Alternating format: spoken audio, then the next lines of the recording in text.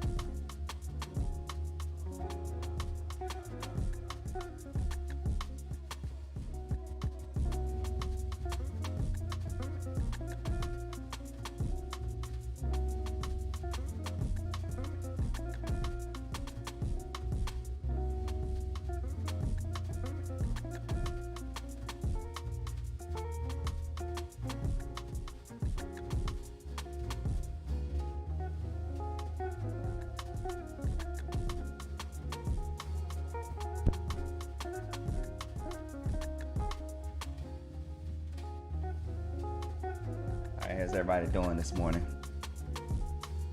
Bit of a wow lead up to the opening off of the economic news and PCE stuff and whatever else there was on the calendar at 8:30. Gave us some volatility, didn't really take us anywhere, so it's just range bound throughout this whole session.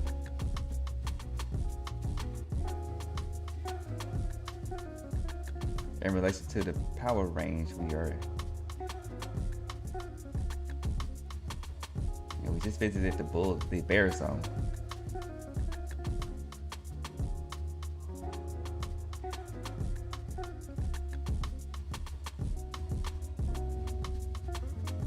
Let's try to get my words to line up.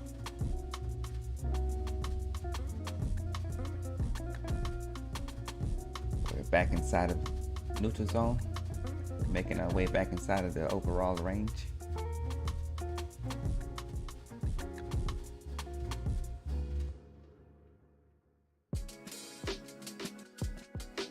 Ideally, I would like it to pop outside of this range before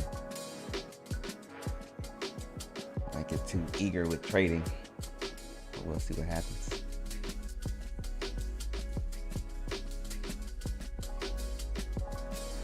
Also keeping in mind, I forgot to put this on the pre-market awareness, that it is the last trading day before a long weekend with Christmas this Sunday, and then the market will be closed in observation of Christmas.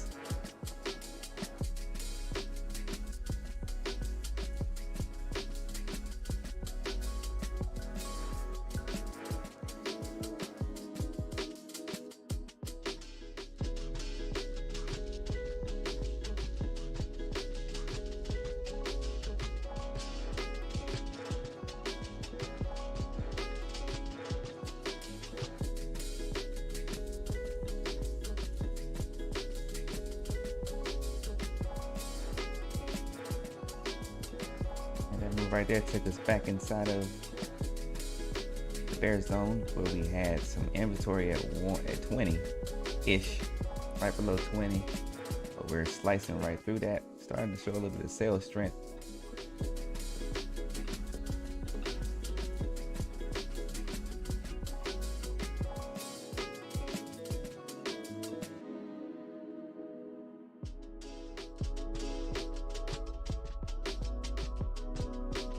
Gives me just what I need to see for what I'm studying, my current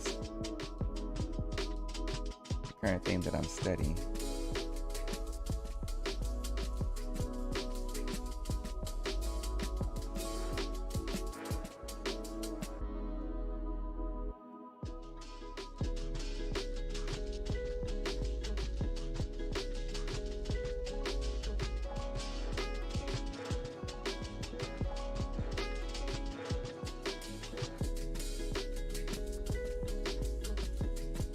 Quick retest of the session low, then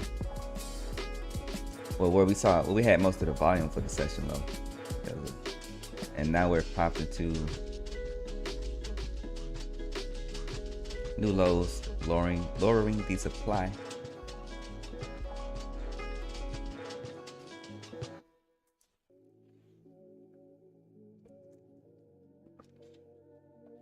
Dropping the supply. Then there was a quick retest of that.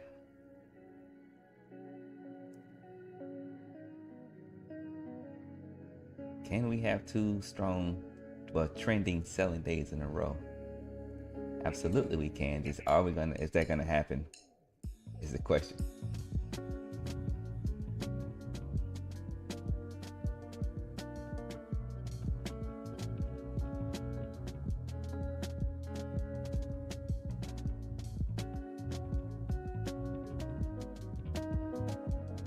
The drop of quick inventory above 970. Of supply. Drop of supply. Come on, wake up, brain. Not gonna lie, I didn't wanna. It's cold weather and all this stuff. I just say my energy was enjoying the bed this morning.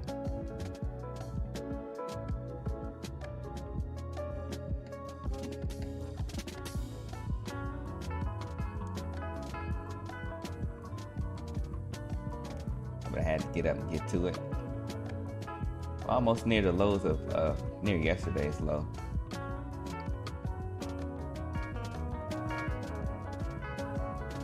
Diving for this inventory pretty quickly.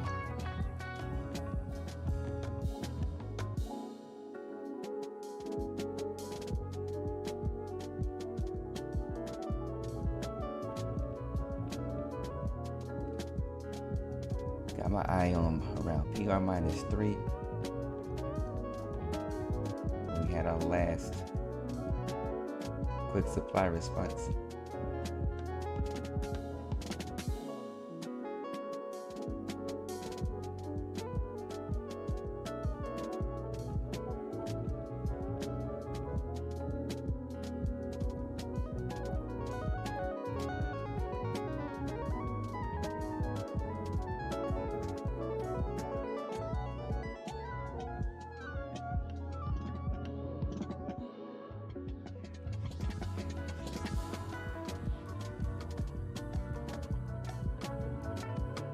Be real, I'm not always in the mood to come and to my trading, desk and do my thing. But at most, I may not always be in the mood like when I wake up in the morning. But me not coming to this thing, to me not showing up, it just doesn't really, it's not something that's really that possible for me.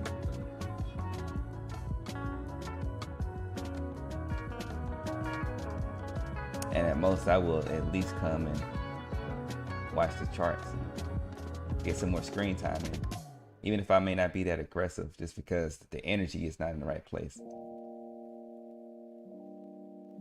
I'll at least come and watch. Interesting response here off of automation.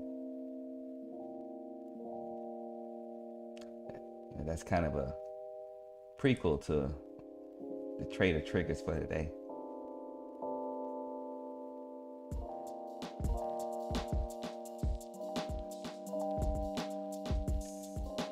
Right there sort of gave me a wave too that I didn't print. It didn't print the way that I would want it to. Let's keep note of that for hindsight capital.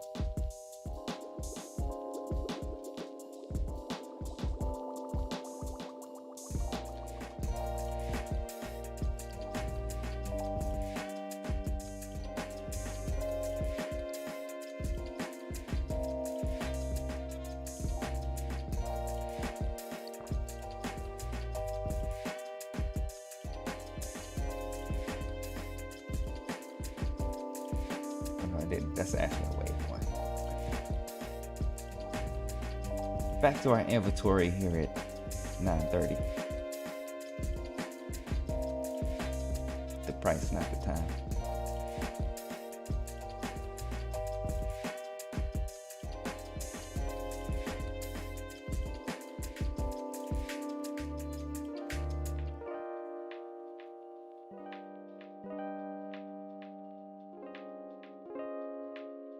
Actually, interestingly, automation is kind of aggressive. Now it dropped to now 40.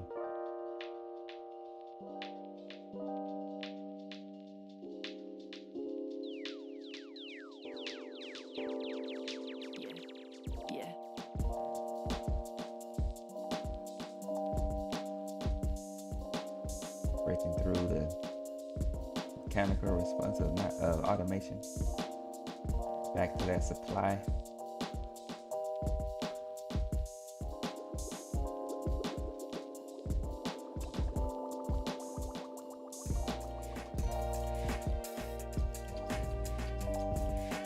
Another lift of supply. A bit of strength.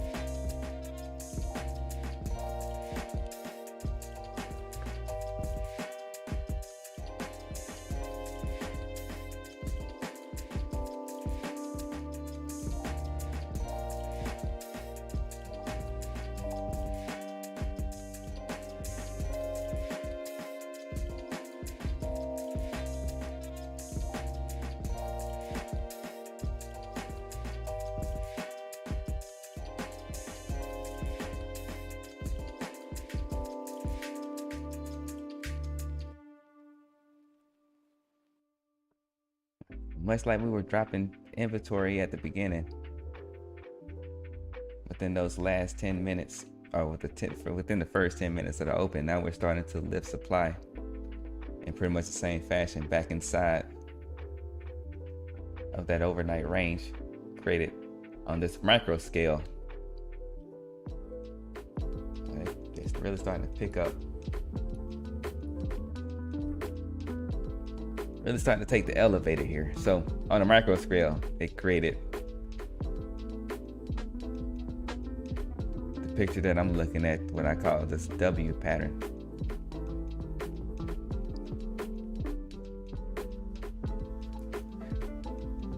It's a pretty cool little graphic that I'm looking at with the indicators that I got on my screen right now.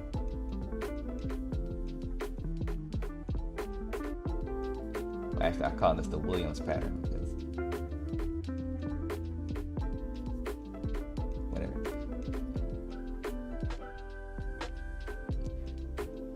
Now we got the supply response at 11:10.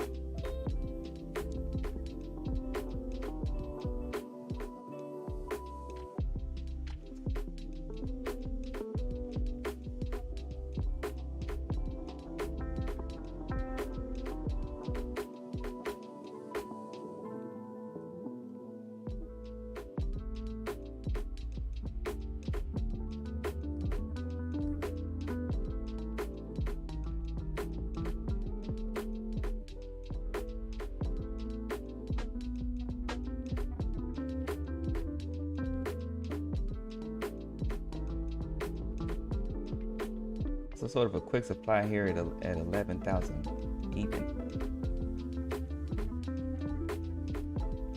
That gives us a supply range between 11 and just above 1110. Starting to season that 11,000 supply area.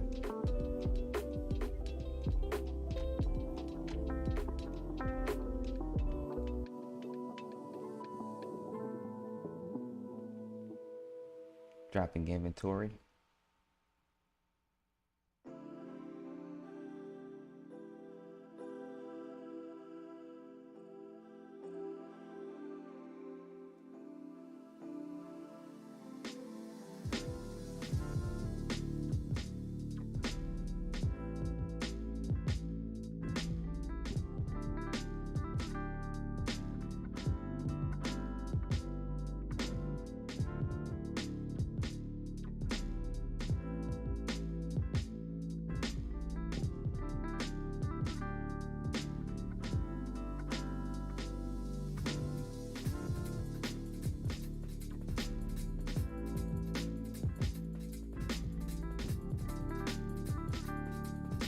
We're back to our last point of inventory where we had our main point. Well,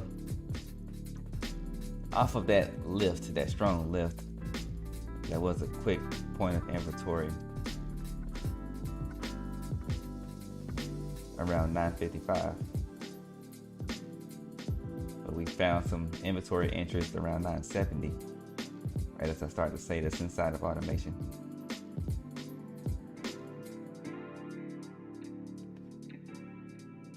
A little bit of budgeting taking place here.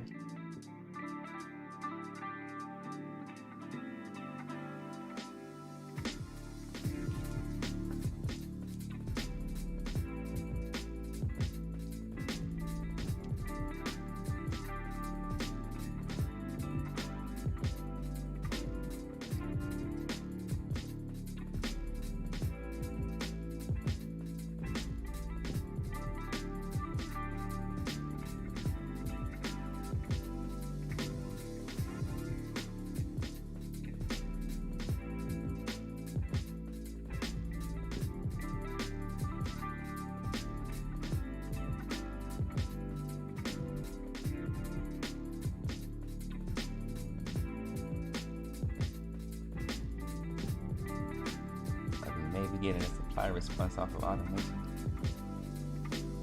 but this is in our inventory zone.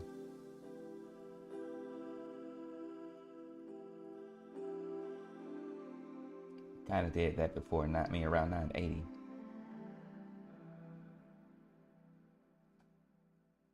So with that inventory response, still in this markup phase.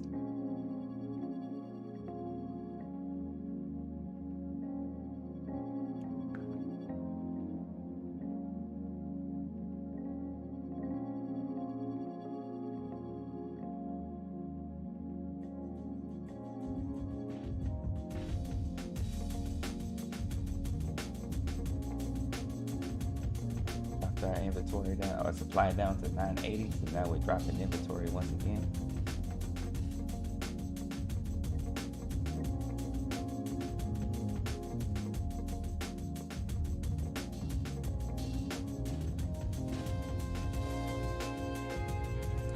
Zooming out, big picture, we have a shop. Our shop is basically 930 to 1110.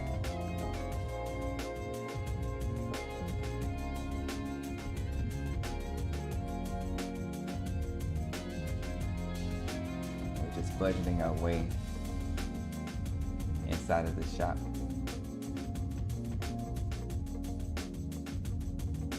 Back to that inventory, back to the main inventory. I would say this is the top of that inventory zone.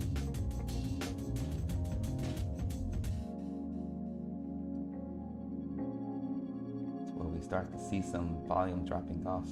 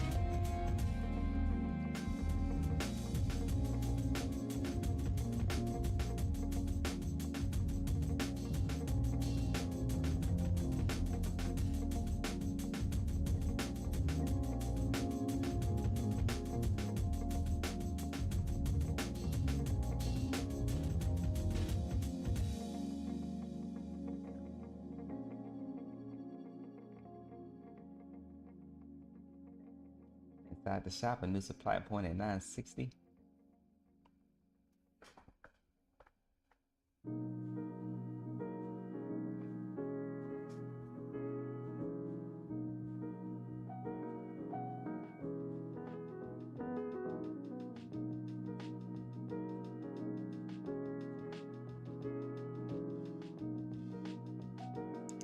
That was temporary as we start to lift supply once again. Now we're making our way back into these supply zones. Back inside of automation.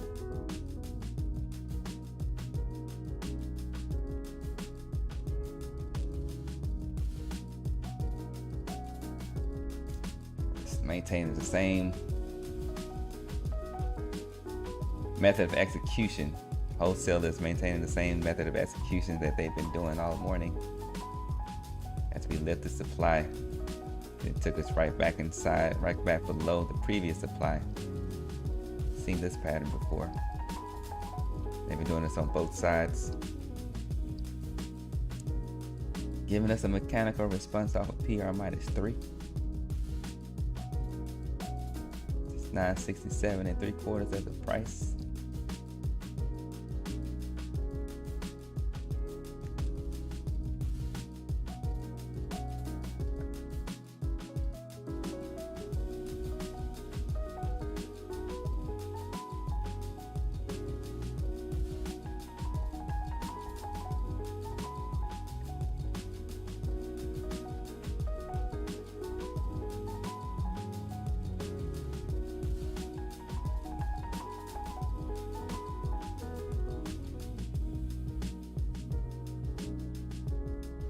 Starting to find some inventory here. Seeing an increase in the volume off of that 950 zone.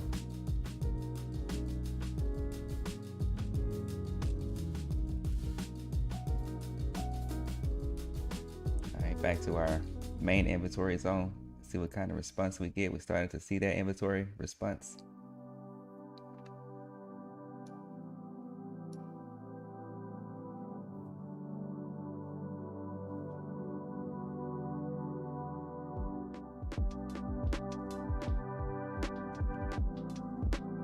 Tapping inside of automation.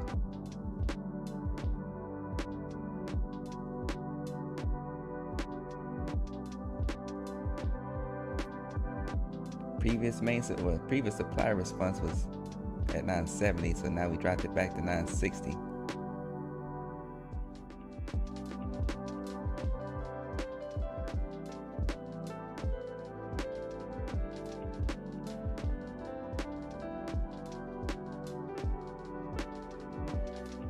Strategically working these supply and inventory zones.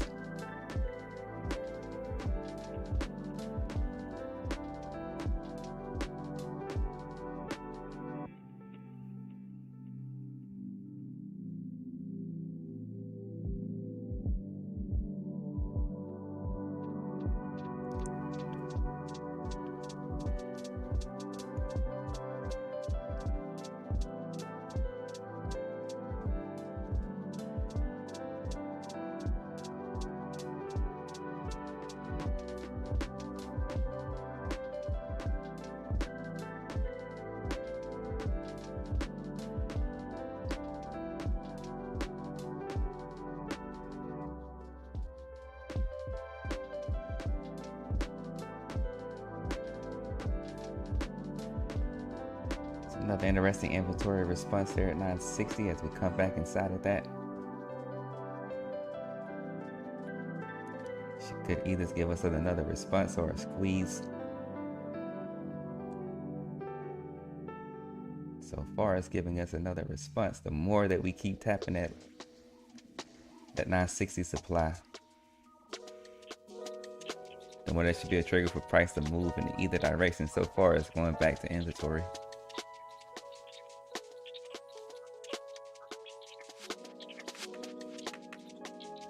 Side of this shop, within the shop, this kiosk. We're just gonna call it a kiosk.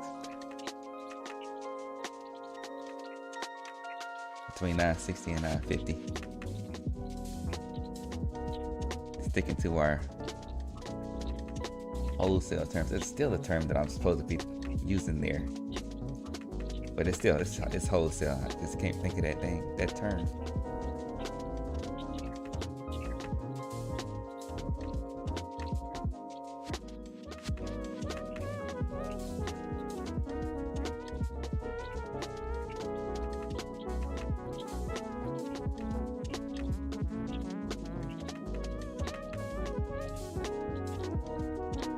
Back to our main inventory. Slightly dropped the session low for another inventory response. See how strong that inventory response is.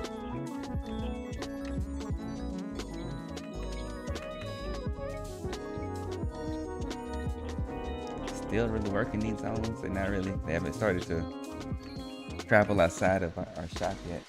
Oh, that will. That's interesting because I'm looking at. If I look at the print, this actually wouldn't be the session low. Well, this would be the session low, but volume shows otherwise. It's not a rare thing that, you know, that's something I noticed a lot. So if that was a push of the session low.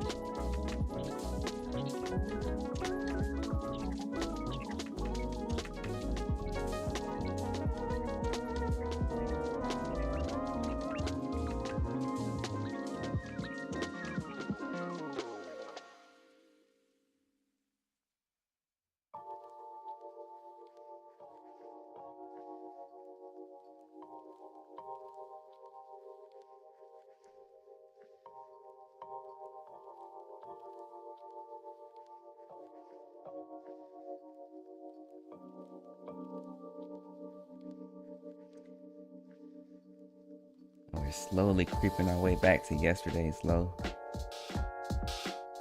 Haven't quite made it there yet.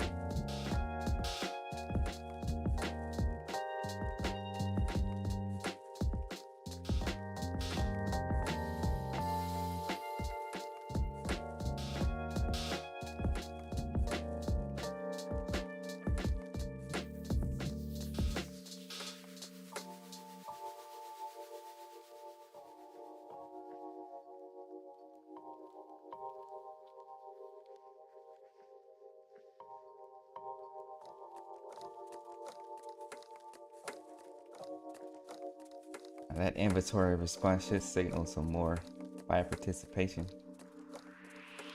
Or could be a signal.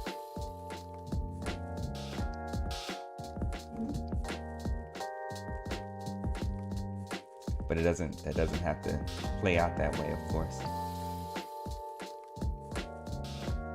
Actually not seeing the type of follow through that I would like to see.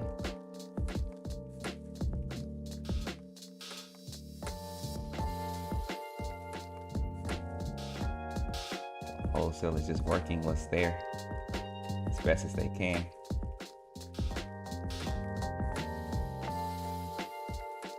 Still a little bit of budgeting going on. Now we're starting to get that supply lift.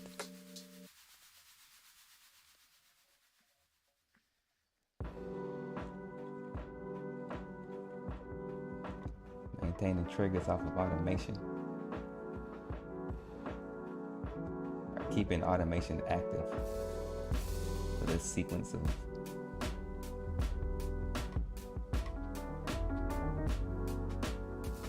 working orders.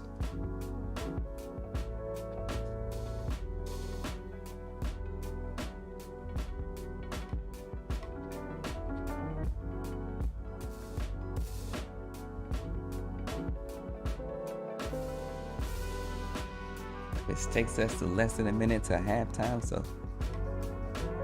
let's go into halftime, and I'll see you on the other side.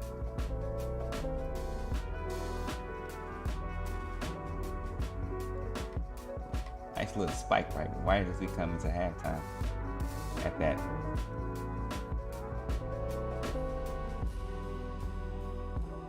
I don't want to call it. It's like a mechanical time frame. Where all that we just saw, that whole budgeting act was pretty much preparation for what we're seeing right now. So anyway, see you on the other side for Trade the Triggers. It'd be cool if I had like a little end of quarter buzzer sound right here, but whatever.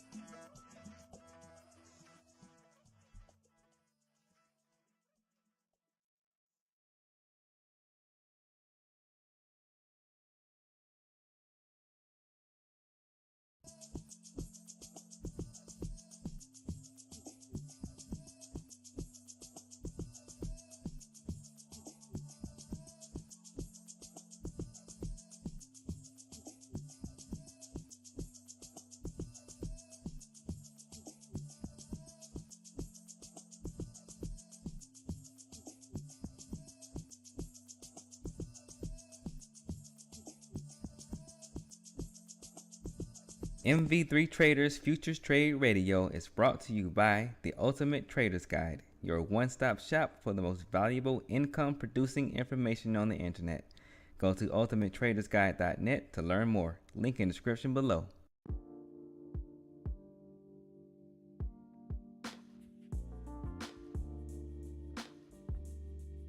All right, welcome back to the second half of Futures Trade Radio.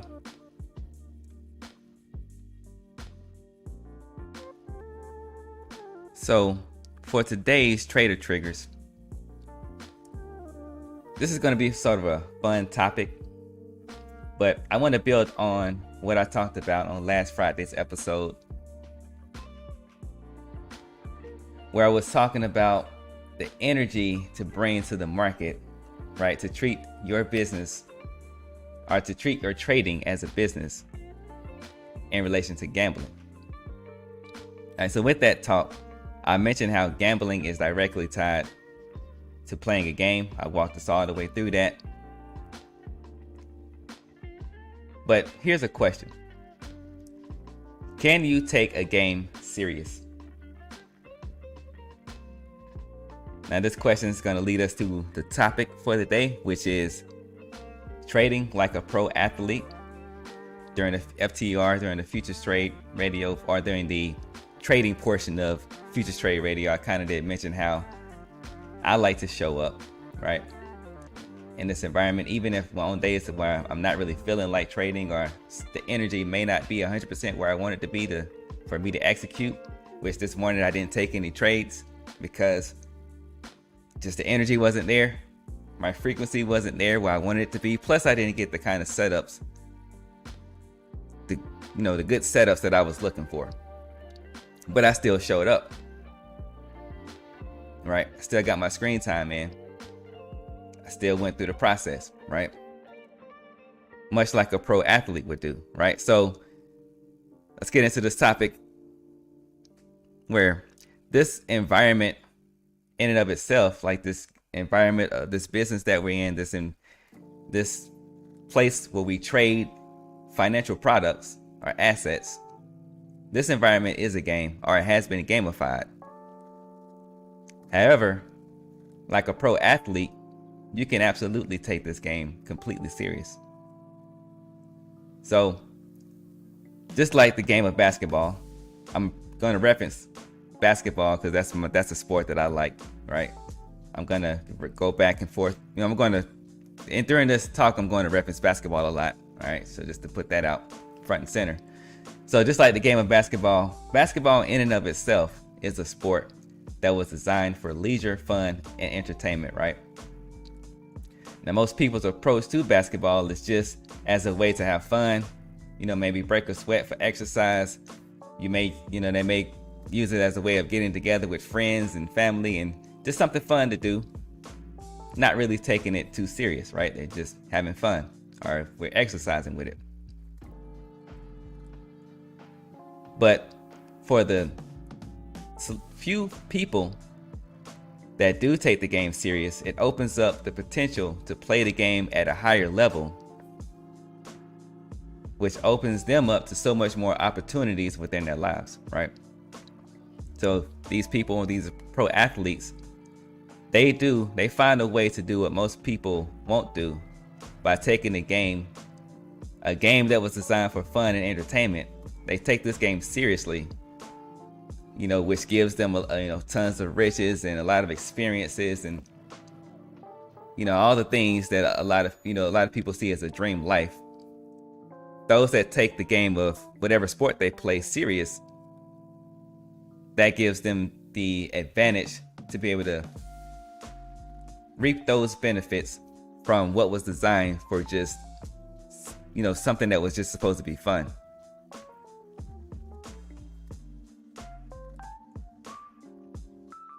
But, of course, it's not always, and not everything is going to be sunshine and lollipops when I talk about the benefits from taking a sport serious. Just as there are positive sides to it, there are also negative sides to it.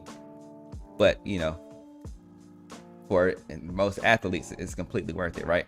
But it just shows, we can look at those athletes that shows what's possible when you approach a game with serious intent.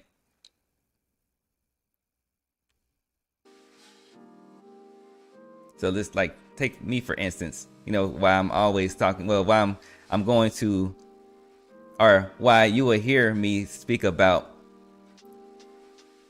what I do is kind of like being in the NBA or playing basketball, or I use a lot of sports references, right? You know, I grew up with dreams of making it to the NBA, but sometime like around high school, I realized, or really I accepted, that the NBA was probably not in the cards for me, for my adult life. You know, not having the height that I saw was a requirement at that time. Now also at this time, I didn't know that you could actually play overseas, and I didn't know about the different levels to it. But my goal when I was a child was to play in the NBA, but I didn't get the height that I saw was like a requirement to at least be a point guard. So I kind of gave up on that dream and went into another direction. So now, ever since I've been on this trading journey, I kind of see it as my way of making it into the league. And I use, you know, this environment, this business, as a way for me to live out my NBA dreams, you know, through my participation in the financial markets. So with all that being said, right, all the lead up, how can we apply a pro athlete's approach to our trading business, right? So for the first part of this,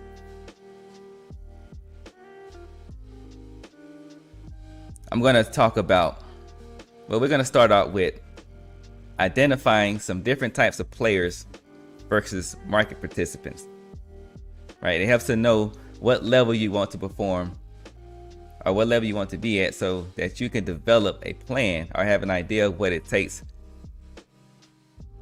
or what it's going to take to get to where you want to go. Just like someone with dreams, like when I was younger and I had dreams of making it to the NBA and then making it to the highest level to where I'm in the NBA finals and I'm winning the ring. Me and my team have won the championships. With trading, your trading championship can be anywhere from making millions of dollars, right? Just from simply trading, having your trading as the primary source, or it could be like just where you use trading as a way of achieving financial freedom, which gives you time freedom. So let's talk about the different types of professional athletes versus the different types of traders. Right, so we're gonna start with the average person. When we're talking about the sport, they're either gonna play the game, like they're not gonna play the game at all, or they're just gonna play it casually. Just something to do in their free time when they have some spare time. They're just gonna get together with other people and they're gonna play the game. Now, so for the market, so for market participants, this would be more like the people who may be afraid to put their money into the market because of the risk that's involved. To the people that just, you know, trade every once in a while, you know, on a whim, not necessarily having a strategy or being consistent. They're just in and out based off of maybe what someone says or whatever the trending thing is. Like when Bitcoin was popping back in 2017, they jumped in and they put their money in Bitcoin because everybody was talking about it, not because they did this, they had a strategic approach or they knew much about Bitcoin or cryptocurrency or had a real interest in it. They just saw that a lot of people were making money and they just wanted to be a part of that. So these are your casuals, right? Similar to people who just rarely maybe play the game of whatever sport they watch, or just they only watch the sport, they don't really play it. So they just understand the game and they approach the game from an entertainment standpoint, right? So then that takes us into what I'm referring to as the enthusiast, right? So the enthusiasts, they take more time to practice. You know, when they're not actually playing the game for fun or for whatever, when they're not playing a pickup game or whatever it is, they do take some time to practice and work on and improve their skills, right? And sometimes they may even play in like a recreational league, or they may go overseas to play, what I didn't have sight of when I was a kid trying to make it into the league, or thinking with the dream to make it into the NBA. The enthusiasts, they can get as good to where they make it and they're able to play in those semi-pro leagues, like overseas or even in their home country, right? And they may even have aspirations to make it into the big leagues. But it's, as an enthusiast, they just haven't quite put all the pieces together to be able to make it to that next level, to the highest level, right? So with traders, this can be, I'm identifying this as a person that is interested in trading and investing.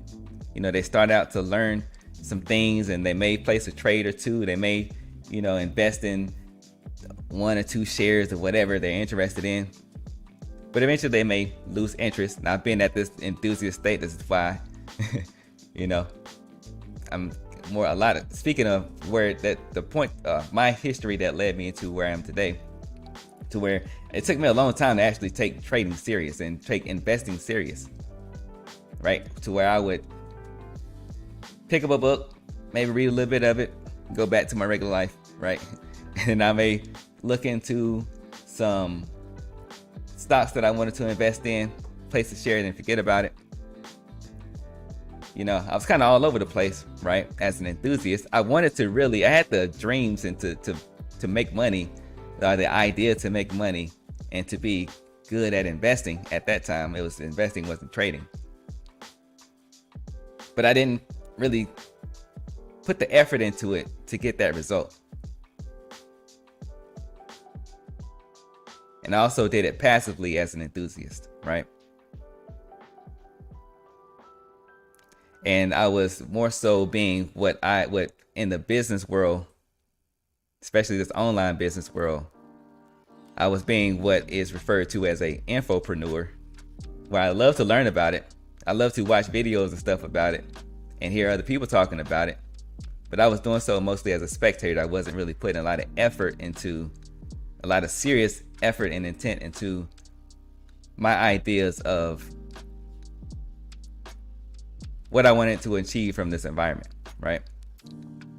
Now, until I stepped into a situation in my life that took me to that next level and to the next category, which is the role players. So in professional sports, let's say in the NBA, you have those that are good enough to make it to the NBA, but you never really hear that much about them, right? They're really, they're significant to the team and they bring value to the team, but they're just that number. They're mainly a number. And sometimes, if you're playing fantasy sports, if you put them on your team, you can get lucky and get some nice points with them, but they're not the main people. You don't see them in the media. They're not getting interviewed a lot. They don't get a whole lot of minutes, but they're good enough to make it to the league. They made it above the majority of people that had the dream to make it to that level, but they're just not at the top, right? So as a trader, we're going to make the reference to, or we're going to relate this to those that are profitable, but more so behind the scenes, right? They have a working strategy and they found their working strategy and they stick to that working strategy. They don't really try to do anything above that. That strategy works for them. It gives them the results that they want. They're not out here trying to, gain a following and all that stuff and make a business out of it. They found their strategy. They're trading their strategy. They're getting modest yet respectable results, right? Those are your role-playing traders. Now, segueing into the top of this ladder, I just cut it down, split it up into the 4 parts, 4 categories. But at the top of this category, it's going to be your elite, your MVPs. And in professional sports, these are going to be the players that have figured out what they are best at, and they have locked into trying to master that and working on mastering what they're best at. And, they'll also prove other areas, but they've really mastered or they're working to master what they are good at and the main value that they bring to the game,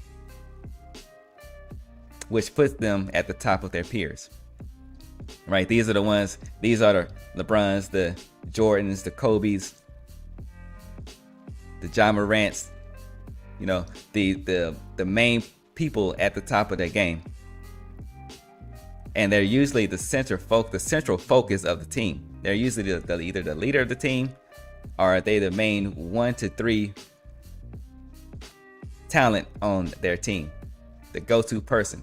So this level can also be broken down into 2 parts. But before we get to that, let's talk about the traders side of these, the MVP, the elite traders, right? Now we can relate these MVP-like traders to traders that they figured out what they're good at, but they continue to learn, they continue to grow. They found a strategy that works for them, but they stay open to new ideas, and they keep working on improving other areas of their trading business. They are open to more information, they're open to learning. They may not necessarily use everything that they learn, but they're open to learning new stuff, and they take little bits and pieces out of that to apply to their trading where it makes sense. Also, these MVP-like traders, these elite traders, they also take a lot of time out practicing and working on their craft, their skills, outside of just trading for income. Right? These elite traders, these MVP traders, have found their edge and are consistently working to get as good as they can possibly get with their approach, right? Now, I mentioned this already, but I want to specifically focus on the last group of these elite MVP players, because, you know, that's kind of more closely related to the previous episodes. But, you know, I want to focus on, we're going to break this down a little bit more of how we can use their model of reaching the top of their sport as a guide for how we can develop into MVP-like traders. Right? And if you're not trying to be an elite trader, if you're not trying to be at the top of, you know, this trading class, however you want to, you know, label it, you can still use some of these techniques to be the best role player, or whatever category you want to put yourself in, whatever level you're trying to trade or take your trading business to, right? So let's get into these. What do these pro athletes do? Or what from these pro athletes can we take an approach and their approach to their sport and apply it to our approach to trading? So one thing is, they spend a lot of time studying and learning the game. So the best NBA players, they'll spend a ton of time watching game film. They'll spend a ton of time, you know, learning the different rules and the different ways to play the game. And then they'll look into history and see how other people, they approach the game, how other greats approach the game. They'll study their past performances and see what little things that they can tweak and make better. They spend a ton of time, more time studying and learning the game than they actually do playing the game or playing official games, right?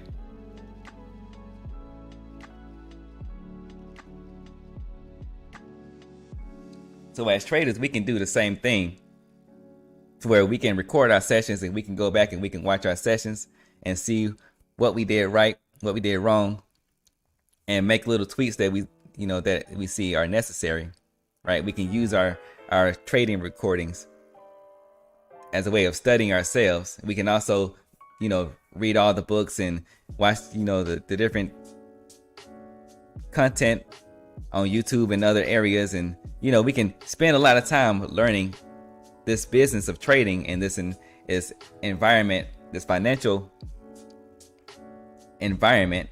And also, for me, I include business in that as well, to where we can learn as much about this industry as we possibly can. This is also where journaling comes into play, to where we can write our stuff, write our feelings down. We can learn more about ourselves, and we can learn more about how we show up and how we participate through by what we journal in the moment. Which takes us to practice and scrimmages, to where the best players in whatever sport, they won't just play the official games and then just show up to the practices that the coaches have put on the calendar. They also spend a lot of time on their own.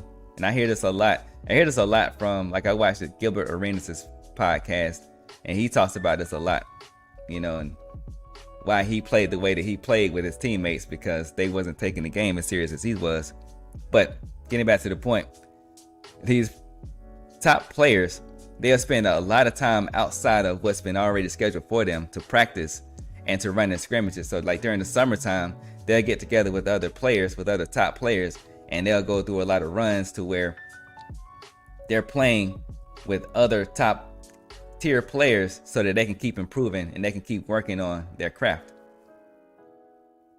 So with trading, we can do the same thing, as we can practice through back testing, through simulated replays, right? Not necessarily to find the magic sauce to trading, but to sharpen our skills, and when we show up to trade for income, that we can perform in these live markets without, minimizing the mistakes and minimizing whatever unknowns as much as possible. And sometimes these players, they need a little help, so they'll go out and they'll seek coaching that will help them develop outside of what they were able to produce on their own. So these pro athletes, they'll use coaches and trainers to help them improve their skills and their understanding of the game. So as traders, we can do the same thing. We can get with other traders that are taking it serious, and we can bounce and share ideas off of each other, to where we can help each other improve outside of what we can do on our own. Because we have our perspective, but we don't have all the perspectives, and each perspective carries its own value. So we can start sharing these perspectives with each other, which will help us get better. And we can also hire coaches, or we can get with mentorship that'll help us see things that we may not be aware of because we don't have the experience, or we just don't have this coaches. The coaches are the mentors' perspective. So those are just like 3 kind of techniques that you can use to trade like a pro athlete, taking this business or this game of trading serious as a business. But I kind of mentioned this before when I was breaking down the categories. We can also segment these elite players into 2 types, right? Which is important, which I get to after I explain these 2 types of professional players. So like with the NBA, you're gonna have 2 types of players. You're gonna have your specialist, or you're gonna have your all-around player. Generally speaking, right? So most NBA players, they will either lock into 1 or 2 skills that they master, and they benefit from those, that they master to benefit the team. Right, so they're the specialists, right? You may have a player that's really good at shooting, like a JJ Redick, and he just mastered the art of shooting, and he's a specialist for whatever team that he plays on as a shooter. And then you have the other players that are really good all-around players, like a Kawhi Leonard, to where he plays both sides of the ball really well. He plays both sides of the ball really well, and he can do a lot of good things. He can do a lot of things really well. You also have other players like this, with the LeBrons and the Jordans. These are usually your top tier players that are the central guy on the team, the main guy on the team, your franchise players, where they just work on the game. They have their one thing that took them to the top, but then they start working on the other areas and they become really good all-around players. So we can take this kind of ideology and apply it to trading, to where you're looking at the different styles of trading, and from understanding yourself, you can match a style of trading that works best for your personality and what you bring to this environment. Are you the specialist that only day trades Forex, and you trade your Forex, you have your certain amount of pairs, and you have your certain time that you trade those pairs, and you're just a specialist at Forex for those pairs, right? That's all you do, and you stick to that. Absolutely nothing wrong with that if that's what works best for you. Or do you have a more all-around approach to where maybe you dabble over here in futures, and maybe you trade some options, and maybe you invest in some stocks, and then you can mix all of those together as the all-around trader, and you can start throwing in some hedging between everything that you participate in.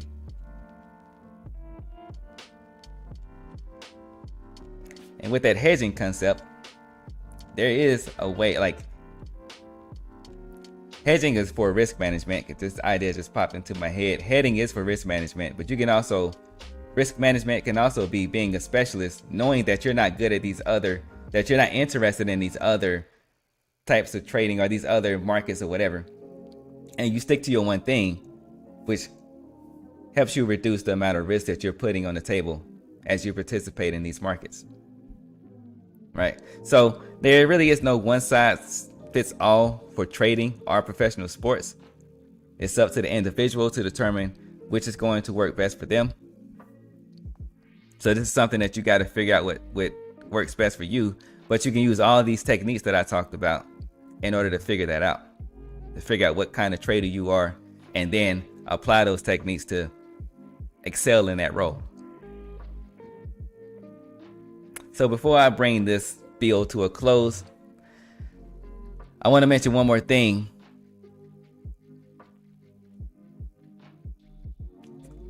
Which is the advantage that we have over athletes. Which in hindsight, I'm glad that I didn't, I kind of did give up on the dreams to play in the NBA, because I would rather be a trader than a professional athlete, knowing what I know now, right? So as traders, we do have an advantage over pro athletes, right? Other than being able to perform our sport from the comforts of a gaming chair. We have more, we have an advantage over them by way of anyone can participate in this environment at the highest level, right? There is no limit to how many people can participate in this environment. In fact, these markets, they want as many people to participate as possible. Unlike professional sports, where there's a limit. It's only a certain amount of players that you can have on a team. It's only a certain amount of players that can participate in, a tournament or in the highest level of their sport. Also, we don't need an organization to draft us. Like in the NBA, you got to be drafted into the NBA. It doesn't matter how good you are. Any little thing can throw off your chances of being drafted, or you can get drafted and you can easily get kicked out if you don't do what they want you to do as a pro athlete. And it can be subtle. You may not even, like, I was watching one of the podcasts lately to where there was a player who kind of got pushed out of the league because of they didn't like his attitude or whatever. And this is from his words, right? But for whatever reason, he was pushed out of the league. As long as you want to participate in this environment, you can trade and invest as long as you want to. As long as you have the capital, even to do it through these funded accounts, if you don't have all the capital that you need, you can still participate in this environment, right? Also, you don't need an agent to help you to get the best deals or even to get mentioned to the right people like a pro athlete does, right? You don't have to worry about that. You don't have to worry about the agent. You don't have to worry about the media. You don't have to worry about the public's opinion. You can just be in your own little space doing your thing, trading the way you want to without all of those external distractions. Right? You don't have to worry about all the extra stuff that goes along with the business of being a professional athlete inside of the business of professional sports. Because professional athletes, done right, they treat themselves as a business. Just like tying us back to trading, you should treat your trading as a business, in my opinion. And for trading, all we need to do is have the desire and the determination and awareness that will allow us to take this business as far as we want it to go.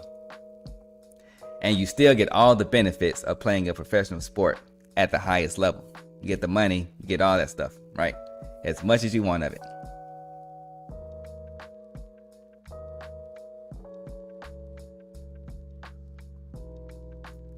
All right, so that's a little fun topic that I wanted to have today before we head into this long weekend for the holidays.